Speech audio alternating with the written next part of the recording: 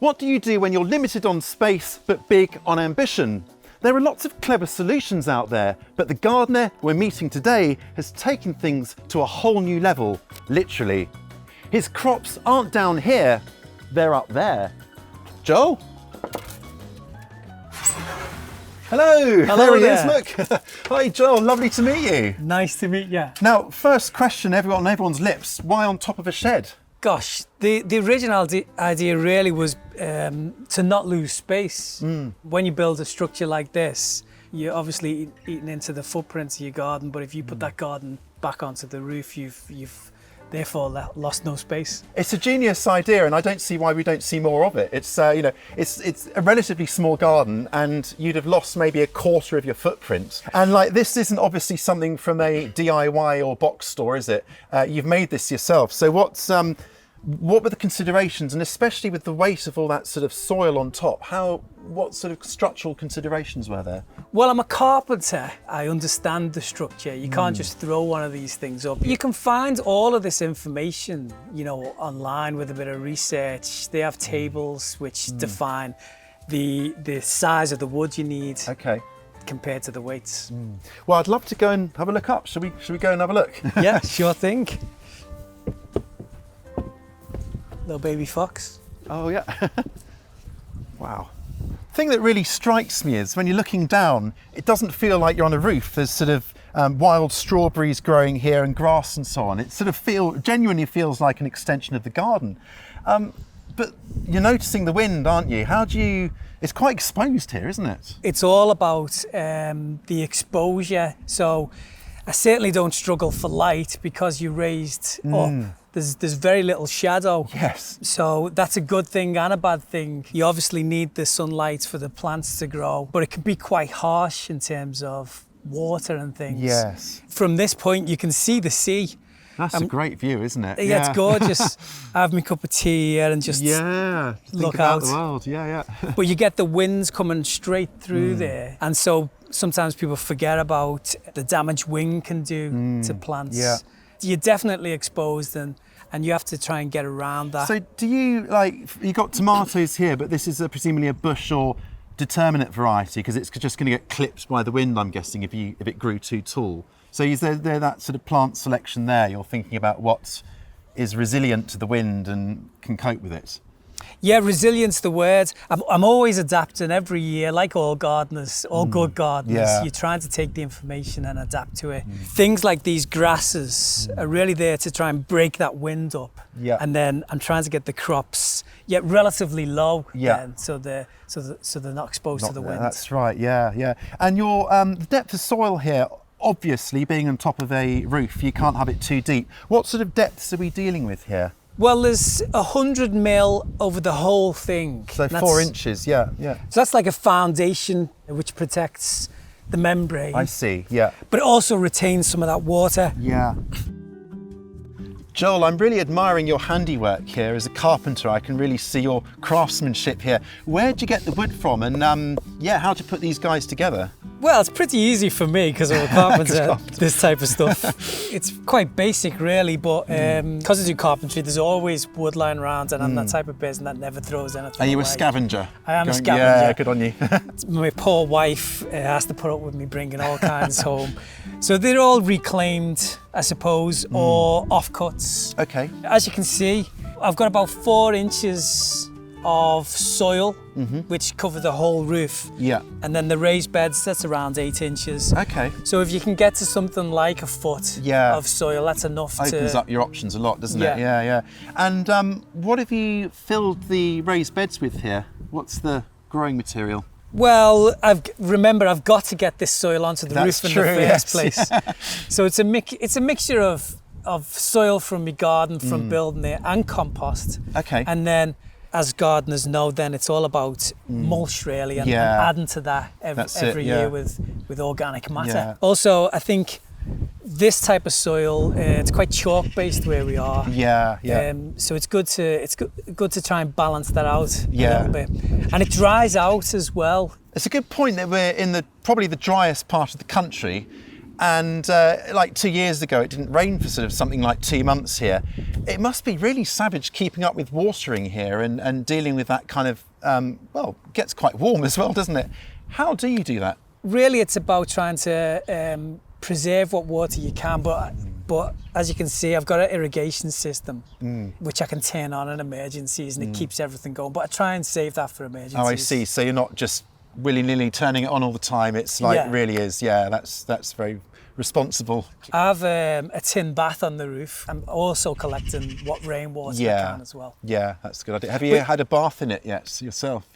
That was famously on the Shed of the Year thing, where I was on the roof having a bath, but you know, it's quite exposed. You have to be careful about exposing What about your neighbours? yourself. Yeah. Brilliant. Now, I'm quite interested about plant selection, Joel, because it is such a challenging spot. And I notice you've got a lot of perennials here, lots of herbs. What's your kind of plant selection philosophy? Why have you chosen what you've chosen here? It's all about adapting really to the surroundings. So each year I'm always changing the things that I plant.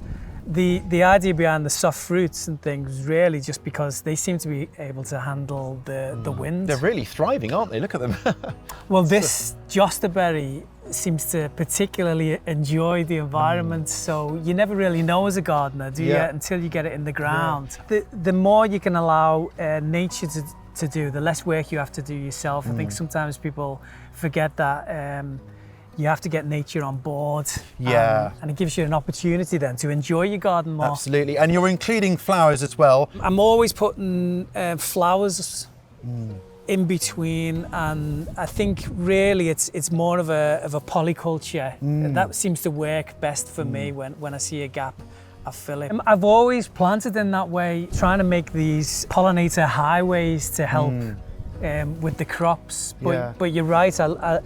I love to see a little bit of colour.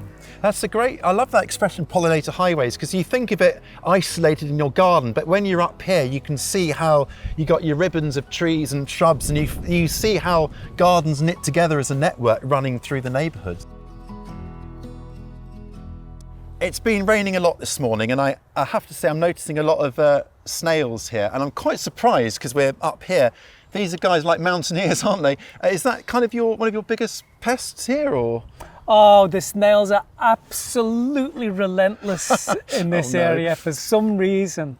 But I'm a big nature lover, I suppose. So I don't really treat them as pests as such. There's always a bit of damage, and my job is just to keep growing more things. I obviously don't use any insecticides, anything like that, because it doesn't help a garden. It's about building up biodiversity always. So I've got a pond, and I'm trying the nematodes and things. So it's always about that. If you about building up predators, and not killing these things. That's great to have them on site like that. Yeah, maybe if the frogs in the pond down there can kind of take care of the snails at ground level, then we can kind of get on top of them up here. Absolutely. I come up of a night time and collect the snails. You can see me sheepishly taking them to the local park. Oh, really? I'm trying to. Oh, that's one way of doing it. Yeah. There's some. I don't know if this is true, but apparently there's like these experiments where they put them and they can sort of come back within like half a mile or something. I don't know how true that is, but I did want to experiment, put a bit of nail varnish on the back and see if that's true. Brilliant. So you got some squash here. What squash are you growing here? Again, the snails. If you can get the squash, so these spines come, then they can handle natural it. defense, but a lot of them have suffered. So, like I say, I'm always experimenting.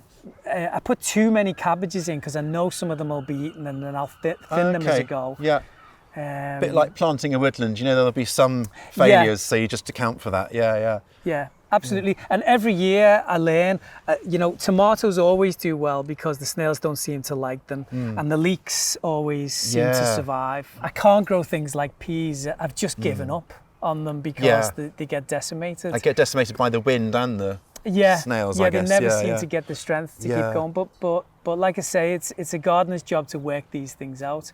But it's good to grow. I think more often than not, I'm trying to grow things that I like to eat as well. Yeah, that makes sense. And you've got the mint there as well. That seems to, it's such a brute mint. Yeah.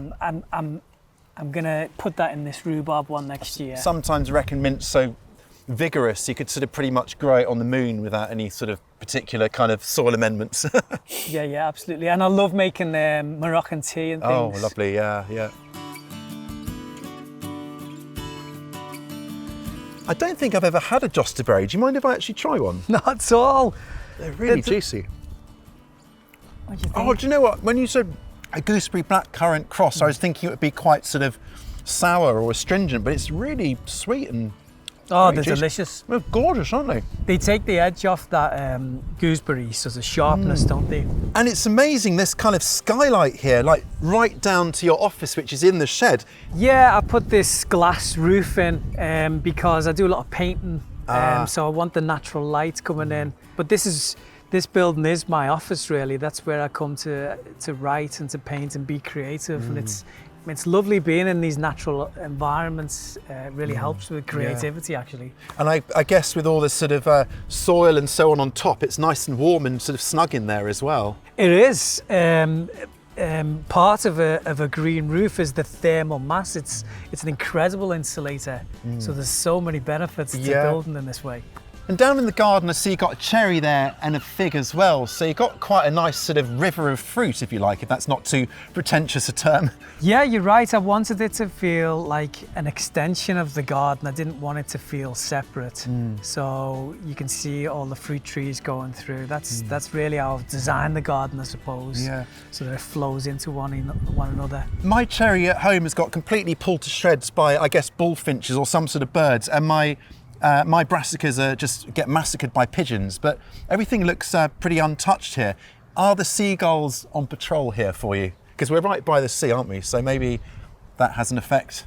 I'm just thinking how lucky you are if you've got bullfinches in your garden. Maybe, yeah. Because I'm a big bird watcher. But yeah, you're right. To some degree, the seagulls patrol the area. Do you know, actually, it's still the snails that take the cherries, believe it or not. Really? Yeah. Oh my goodness. They'll hide in the little gaps, and so I have to try and beat them to it as soon as they're ripe. That's amazing, because that's sort of, the fruits are sort of 6 to 8 foot up, aren't they? So Snails do not care. They don't You know, care.